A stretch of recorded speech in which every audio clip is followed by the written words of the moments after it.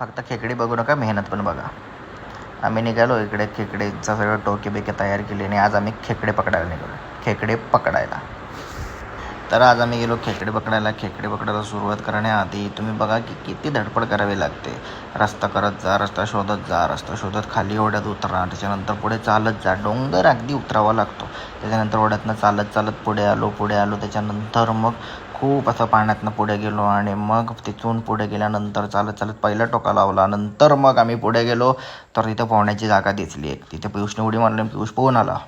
मस्त ओढा वाहत होता. तिथून आम्ही निघालो चालत निघालो. पुढे गेलो सगळे टोके लावून झालेत आमचे. आता आम्ही परत निघालो. परत हा पोहता आम्ही तिघे पण खाली पाण्यात उतरलो. खूप पोहलो. इकडून उडी मारली, तिकडून उडी मारली. मला पोहता येत नाही पण मी मज्जा केली. तिकडून आम्ही घरी निघालो. घरात आलो.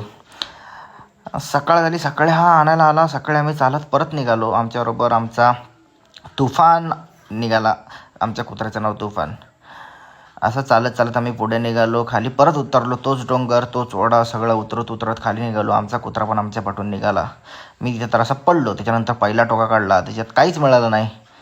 दुसरा टोका काढला, त्याच्यात खूप किरवी मिळाली. तिसरा टोका काढला, त्याच्यात खूप किरवी मिळाली.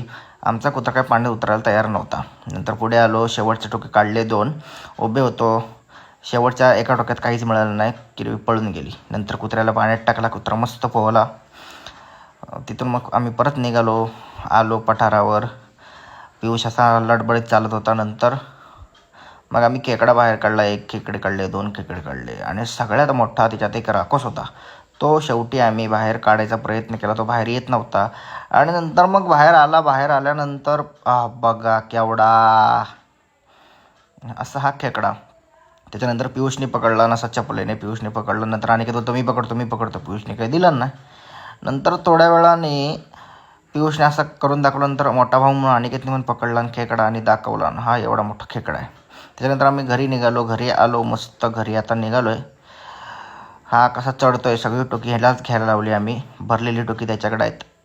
आणि घरी आलो. खेकडी काढली. खेकड्याने एकमेकांना पकडलं होतं आणि हे अशी ही खेक